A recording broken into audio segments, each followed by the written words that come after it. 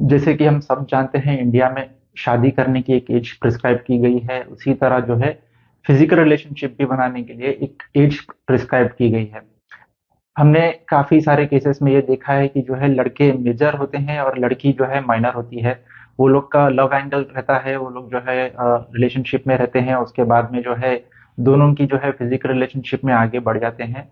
लेकिन आपको यह बता दूं कि जो है लड़की अगर मेजर नहीं होती है, अगर वो अपना खुद का रजामंदी देती है, अपना कंसर्न भी देती है, तो उसे कंसर्न नहीं माना जाता है। अगर उसके साथ में आप फिजिकल रिलेशनशिप बनाते हैं तो इसे रेप कंसिडर किया जाता है। आपके अगेंस्ट जो है पॉक्सो एक्ट लगाया जाता है, जिसपे आपको जो है 10 से 12 साल की सजा हो सकती है, या फिर जो है आपको उम्र कैद की भी सजा हो सकती है।